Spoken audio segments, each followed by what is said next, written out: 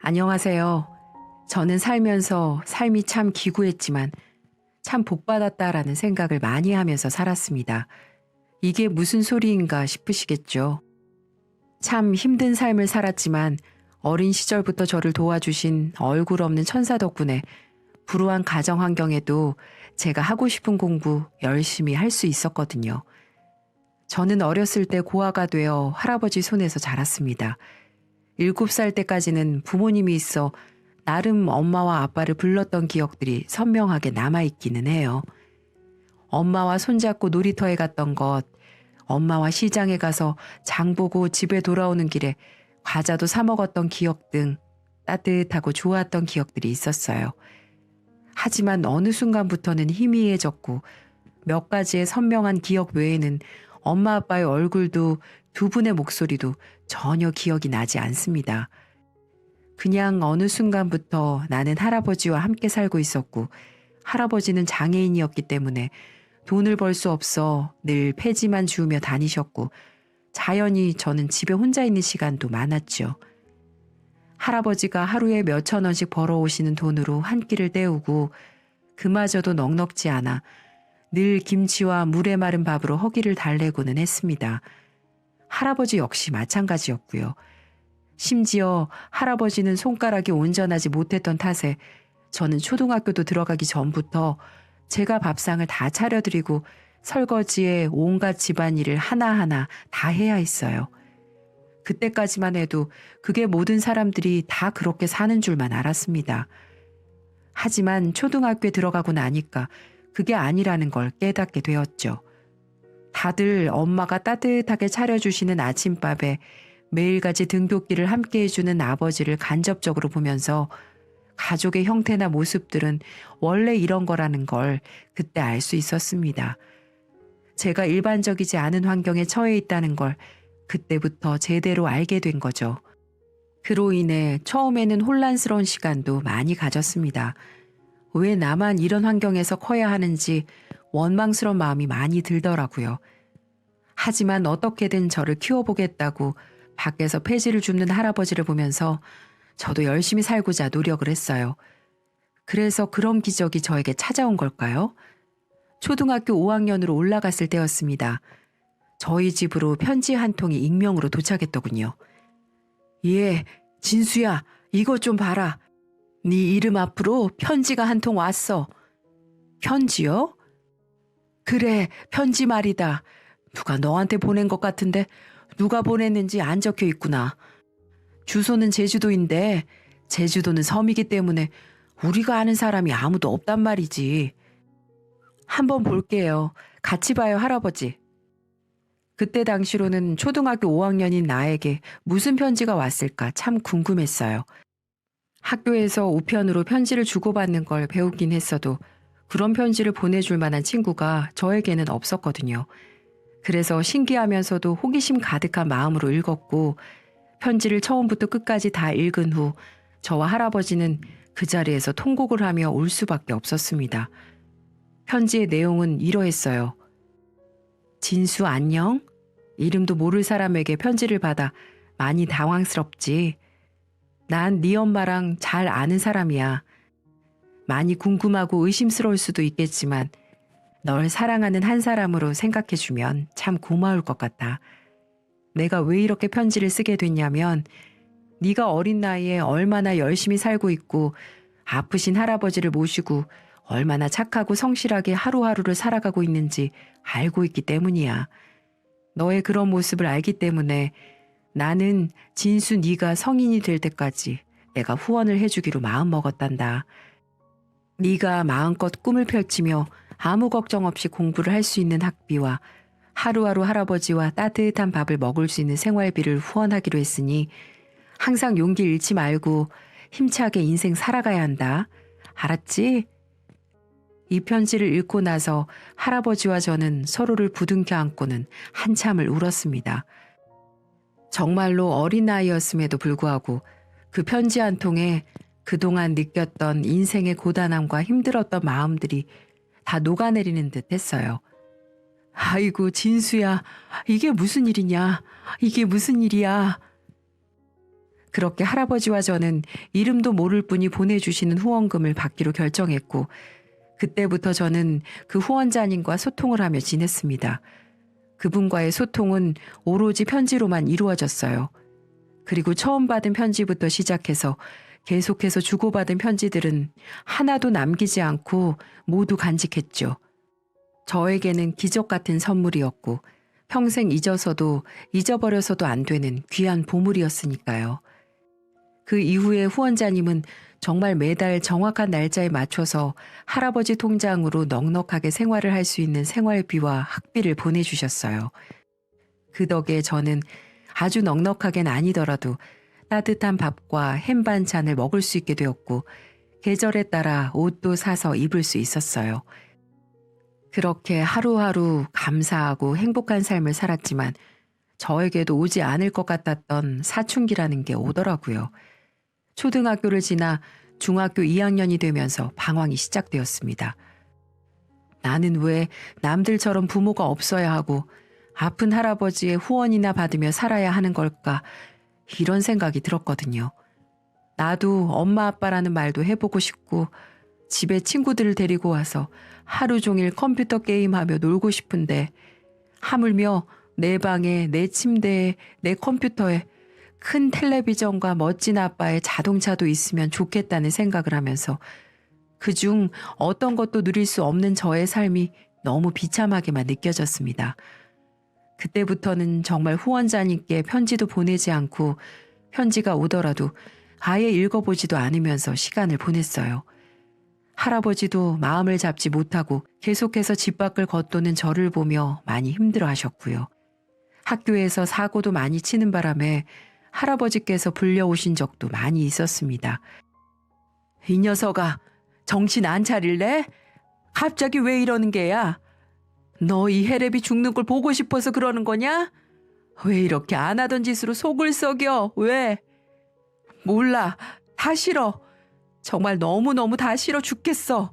할아버지, 왜 나는 엄마 아빠가 없어? 왜 나는 아파서 아무것도 못하는 할아버지만 있는 거야?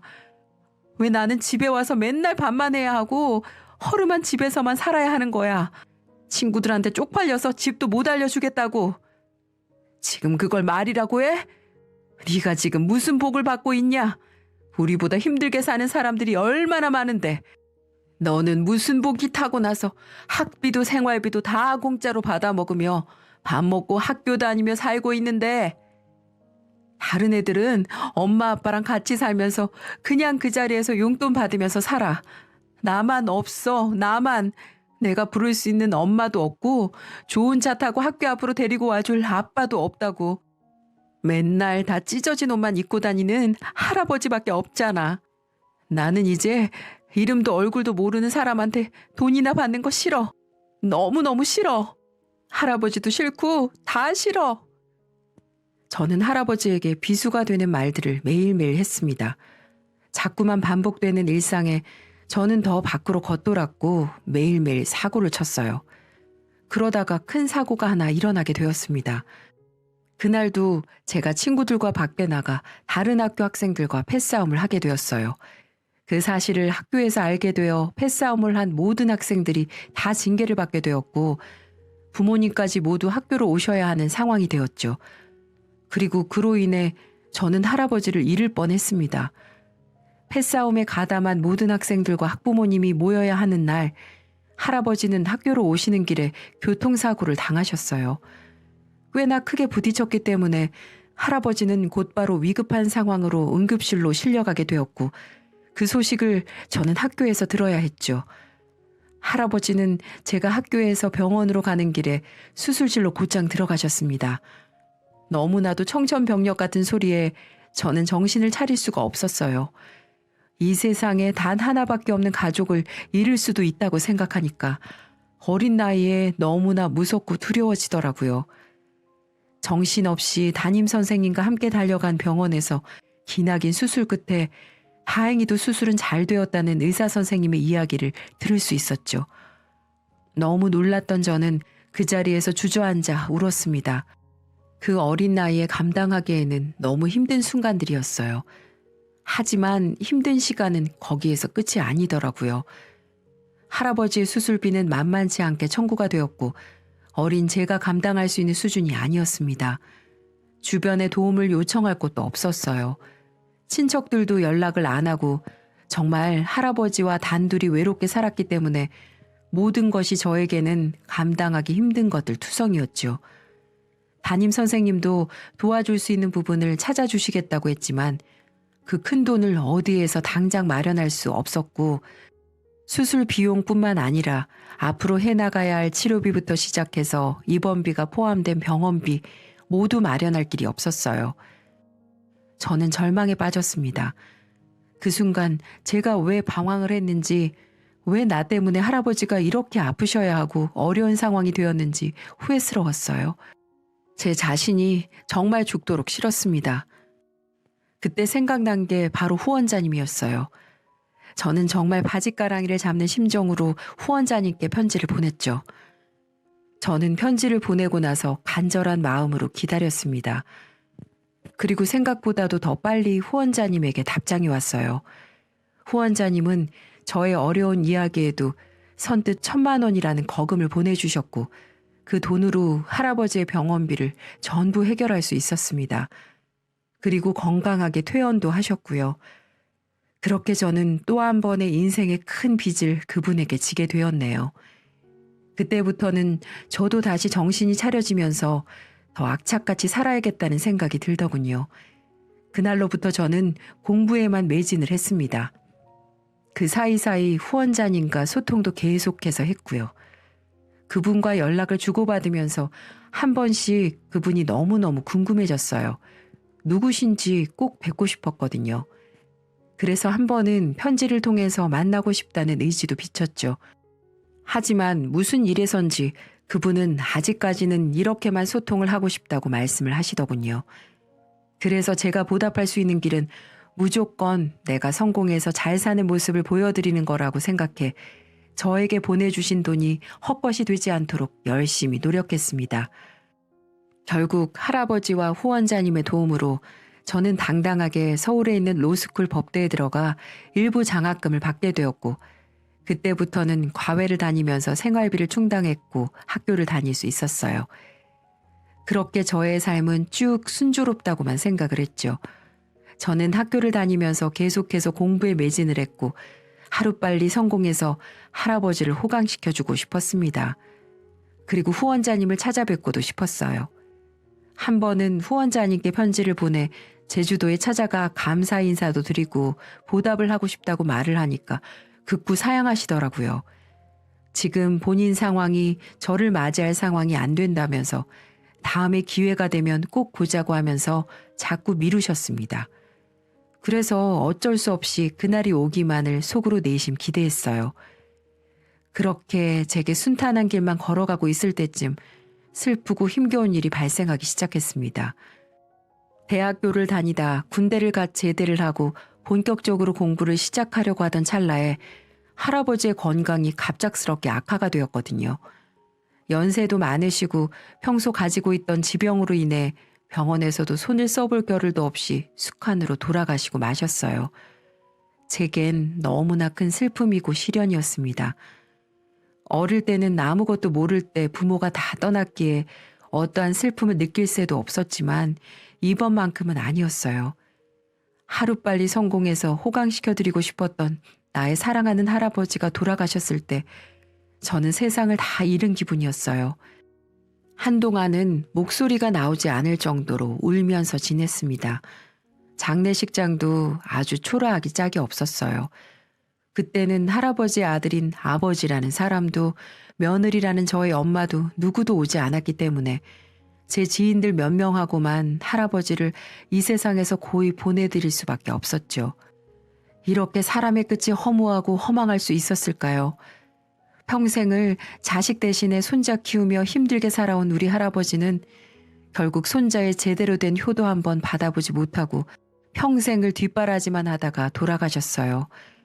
그때는 더더욱 저희 부모라는 사람들이 원망스럽더군요. 하지만 저는 할아버지의 희생이 헛된 것이 되지 않기 위해 더더욱 열심히 공부를 했습니다. 할아버지가 돌아가셨다는 사실은 후원자님께 알리지 않았고요. 좋지 않은 소식은 알려드리지 않는 게 맞다고 판단을 했기 때문이죠. 대신에 좋은 소식을 들려드리기 위해서 노력했고 3년 동안 로스쿨을 다니다 졸업하고 변호사 시험에 몇 번의 도전 끝에 합격을 하게 됐습니다. 하지만 그 누구도 축하를 해주는 사람은 없었어요. 제가 변호사 시험 합격을 하면 버선발로 달려오시겠다고 하셨던 할아버지는 이 세상에 없으셨습니다. 그날 전 할아버지가 계시는 납골당으로 가서 이 사실을 말씀드리고 할아버지를 보며 미친 듯이 울었네요. 할아버지, 진수 왔어요. 그동안 잘 지내셨어요? 할아버지, 오늘은 제가 기쁜 소식을 들고 왔어요. 할아버지가 그토록 원하고 기다리셨던 변호사 시험에 당당히 합격을 했어요. 너무 고맙습니다. 이게 다 할아버지 덕분이에요. 할아버지 없었으면 저에게 이런 날도 오지 않았을 거예요. 고아인 날 키워주신 사랑하는 할아버지, 꼭 이 못난 손주 잘 사는 모습 보여드릴게요. 언제나 나만 바라봐 주시고 아껴주시고 해지 주우면서 절 키워주신 할아버지 사랑 절대 잊지 않을게요. 사랑해요, 할아버지. 그렇게 말씀을 드리고 한참을 그 자리에 서서 있다가 나왔습니다. 그날 이후로 정말 바쁘게 지냈어요. 제가 목표로 한 판사가 되려면 변호사 경력 7년 정도 법조 경력을 쌓아야 판사 임용 시험이 주어지기 때문에 열심히 변호사 생활로 이어나갔습니다. 참 열심히 했던 것 같아요. 책에서만 봤던 사건, 사고들, 실제로 현장에서 직접 부딪히다 보니 참 나쁜 사람들이 세상에 많더군요. 피해를 보신 분들을 보면 같이 아파하며 어떻게든 피해자 입장에서 많이 도와드리려고 노력을 했던 것 같네요. 그렇게 하루하루 지내다 한 여자를 만나게 됐어요. 대학 동기한테 소개받은 평범한 직장인이었는데 만나다 보니 제가 지금 하는 사실을 잊게 해줄 정도로 제게 정말 잘해주었고 이 여자만 있으면 세상을 다 얻는 기분이 들었거든요. 그렇게 우리는 서로 아껴주고 사랑해가며 5년의 연애를 했고 제가 판사 임용 시험까지 합격을 한 다음 정식으로 프로포즈를 하게 되었어요. 그렇게 저희는 결혼을 약속하게 되었고 저는 겹겹이 일어난 경사를 곧장 후원자님께 알려드렸습니다. 저의 인생에 가장 빛나는 순간을 전하기 위해 썼던 편지의 감격은 아직도 잊혀지지가 않습니다. 후원자님, 그동안 안녕하셨죠? 제가 요즘 바쁘다는 핑계로 연락을 자주 드리지 못해 정말 죄송해요. 별일은 없으신 거죠? 저 오늘은 후원자님께 기쁜 소식을 드리기 위해 편지를 쓰게 됐습니다. 저 판사 임용시험 합격했습니다. 참 로스쿨 법학대학원 나와서 한참이나 걸려서 제가 원하는 꿈을 이루게 됐어요. 이게 모두 다 후원자님 덕분이에요. 정말 이 은혜는 평생 잊지 않겠습니다. 그리고 이제는 제가 우리 후원자님을 도와드리고 싶어요. 그동안에 도와주신 금액도 다 이자 쳐서 드리고 싶어요. 당연히 사람이라면 은혜를 받았으면 갚아야 되는 게 이치니까요. 제게 답장 보내실 때 계좌번호 하나 남겨주시면 꼭 보답하겠습니다. 부탁드립니다. 그리고 또 하나 기쁜 소식은 제게 가족이 생길 것 같아요. 사랑하는 사람과 결혼을 하기로 했거든요. 드디어 저도 콧물 찔찔 나오던 꼬마에서 후원자님 덕분에 어엿한 가장이 될 수 있게 됐습니다. 그래서 제일 먼저 말씀드리고 싶었어요. 편지에 결혼식장이나 시간 적어서 보내드릴 테니까요. 시간 되시면 그날만큼은 참석해 주시면 제겐 큰 영광일 것 같아요. 물론 일이 있으셔서 못 오시더라도 마음으로라도 꼭 잘 받겠습니다. 이런 기쁜 소식을 처음으로 전해드리게 돼서 눈물이 나옵니다. 감사합니다. 저는 이렇게 편지를 보내고 초조한 마음으로 후원자님의 답변을 기다렸어요. 하지만 결혼식 날짜가 다가오는데도 답장은 오지 않더군요.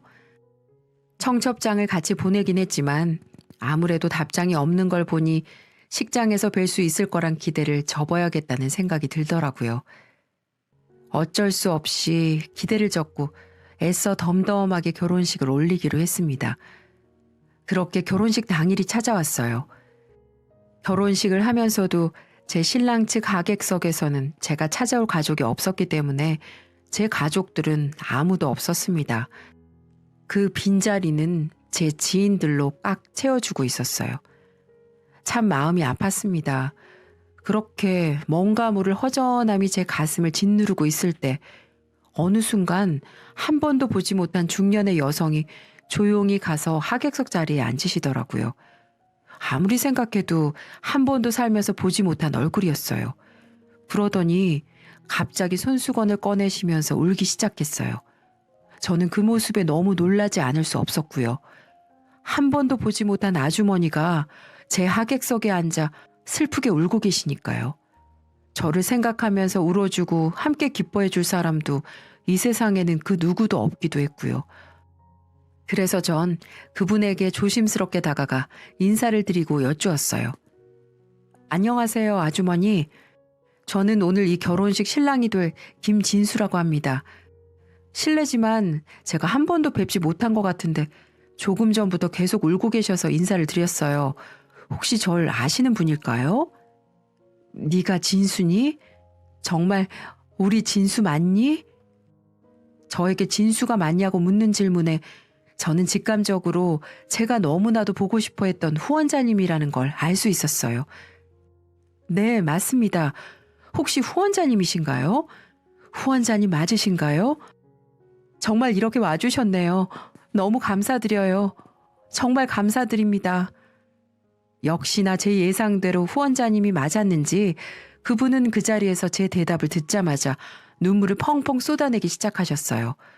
그 모습을 보며 저도 눈물을 흘릴 수밖에 없었고 그렇게 한참을 서로 울다가 후원자님의 말을 시작으로 대화를 하게 되었어요. 진수야, 보자마자 이렇게 울어서 미안하구나. 너를 보니까 눈물을 참을 수가 없었어. 그리고 그동안 너를 보러 오지 못한 것도 미안해. 아닙니다. 이렇게 찾아와 주신 것만으로도 저는 충분히 감사해요. 정말 감사합니다. 그래.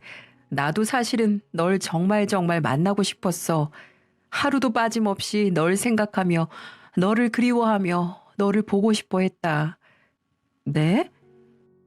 이제는 내가 더 이상 날 너에게 알리지 않으면 안 될 것 같아 이렇게 용기를 내서 찾아왔단다. 내 이야기를 듣고도 네가 나를 받아준다면 좋겠지만 그게 어렵다면 가차없이 나를 버려도 좋아. 그게 무슨 말씀이세요? 알 수 없는 말들을 선두로 뱉으시고는 그 뒤부터 후원자님은 믿을 수 없는 말들을 이어가셨습니다.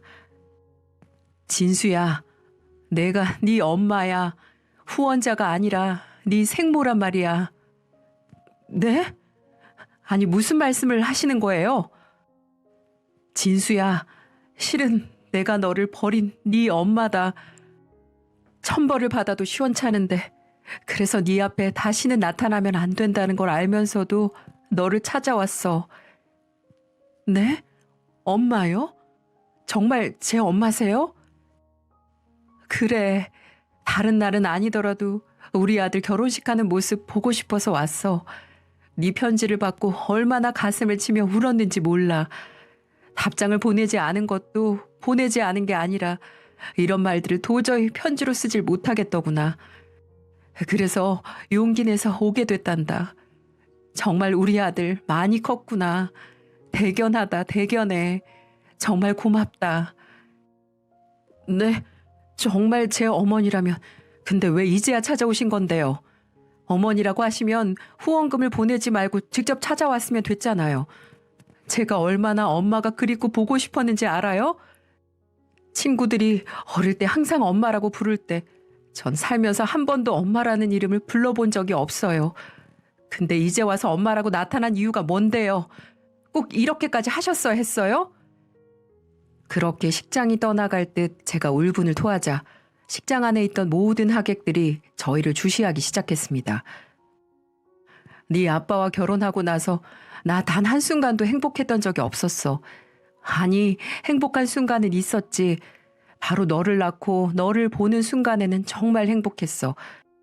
하지만 나에게는 그걸 포기할 수밖에 없었을 만큼 힘들고 고통스러운 일이 있었단다. 너희 친아버지는 결혼 후 매일같이 나를 괴롭히고 때리기 시작했고 시도 때도 없이 바람을 피우는 건 물론이고 허구한 날 도박에 이 애미를 사람으로 취급도 안 했어. 널 놔두고 도망간 그날도 죽을 만큼 맞다가 이렇게 살다간 정말 죽을 것 같아서 다 자고 있을 때 야반도주하듯이 도망 나올 수밖에 없었단다. 그때 널 데리고 나오고 싶었지만 난 그때 어디서 지낼 곳도 가진 돈도 없었기 때문에 그렇게 하지도 못했어. 지금 생각하면 아무리 힘들더라도 널 그곳에서 데리고 나왔어야 했는데 내가 정말 미안하구나. 그때는 너무나 두려움이 커서 아버지의 흔적이 조금도 남아있지 않은 이 제주도로 도망을 가게 된 거였어. 그래도 널 버린 건 사실이나 마찬가지니까 이 못된 엄마 마음껏 욕하고 미워해도 좋아. 하지만 난 그 집을 나오면서도 하루도 마음 편히 다리 뻗고 자본 적이 없었어. 널 한순간도 잊어본 적도 없고 그것만 제발 알아주길 바란다. 그럼 뒤늦게 제가 5학년 때 연락을 하시게 된 건데 그때 다시 나타나면 되셨잖아요. 말을 들어보니 어머니에게도 사정이 있으셨어요. 어머니의 말로는 그곳에서 골프장에서 캐디로 일을 하다가 좋은 남자를 만나 재혼을 하게 되었다고 했어요. 그분은 엄마가 재혼이라는 걸 알면서도 받아주신 고마운 분이라고 하셨고요. 어머니의 상처를 감싸주고 아픔을 달래주었다고도 했어요. 그 이후 가정을 꾸리고 아이도 둘이나 낳으셨다고 합니다. 하지만 그러면서도 저를 하루도 잊을 수가 없어 매일을 그리워하셨다고 합니다. 그래서 이혼을 요구당할 각오로 재혼한 남편에게 저에 대해 말을 했고 그분은 한 가지 제안을 하셨다고 하더라고요. 어머니에게 절 후원을 해주자고요. 그 돈을 그분이 지원해주겠다고 하셨다네요. 그러면서 대신 엄마의 존재를 알리지 말고 매달 후원금을 보내자고요. 그 이유는 엄마라고 밝히면 제가 혹시라도 나도 엄마와 같이 살게 해달라고 말을 할까봐 그렇게 말씀을 하셨다고 하네요. 그 아저씨 입장에서는 당연히 그건 곤란한 일이었겠죠. 왜냐하면 그 아저씨에게도 어머니와의 사이에서 태어난 어린 자식이 2명이나 있었으니까요. 그 조건으로 저를 후원해 주시겠다고 했고 어머니 입장에서는 옆에 할아버지가 계시니 생활비를 보태준 것만으로도 제게 큰 힘이 될 수 있을 것 같아 동의했다고 했습니다. 그리고 내가 네가 그리운데도 불구하고 찾을 수 없었던 이유는 훌쩍 떠나버린 내가 재혼을 한 상태로 네 앞에 나타나면 네가 방황을 할까봐 걱정되기 때문이었어. 그리고 사실 네 친부를 다시 마주치게 되면 어쩌나 이런 두려움도 컸고 그래서 그런 거란다. 정말 미안하구나, 진수야. 그제서야 저는 모든 진실을 알게 되었고 모든 게 실감나면서 곧장 엄마를 부둥켜 안고 한참을 울었습니다. 말 그대로 눈물, 콧물 다 쏟아가며 한참을 엄마를 껴안고 있었어요. 세상에 태어나 처음인 것처럼 느껴지는 엄마의 품은 너무나도 따뜻하더군요. 그리고 한 가지 더 이야기할 게 있어. 실은 이 결혼식 오기 전에 네가 결혼할 거라고 얘기를 했어. 그랬더니 남편과 네 배다른 동생들도 너를 아주 많이 보고 싶어해. 그동안 너를 후원하면서 항상 이야기를 해주고 소식을 들려줬거든. 남편도 이제는 아이들도 다 컸으니 이제는 우리가 먼저 받아들이자고 하더구나. 실은 지금 다들 밖에서 기다리고 있는데 오라고 말을 해도 되니? 어머니는 바로 통화를 하셨고 근처에 있었는지 거의 바로 엄마의 가족들이 들어왔어요. 그리고 그들은 저를 보자마자 약속이나 한 것처럼 꽉 껴안아 주었습니다. 네가 진수구나. 건강하게 또 이렇게 건장하게 커져서 고맙다. 고마워. 역시나 그들도 눈물을 흘리며 저를 마음껏 안아주었어요. 이 모든 게 무슨 상황인가 싶을 만큼 꿈만 같은 시간들이었습니다. 이 모습을 지켜본 모든 하객들은 저희를 보며 박수를 보내주었어요. 아내는 물론이고 장인 장모님도 함께 눈물을 흘리시며 저희 어머니를 꼭 안아주셨어요. 정말 와주셔서 감사하다고 말이죠. 그렇게 저는 그날 세상에서 가장 행복한 결혼식을 올렸습니다.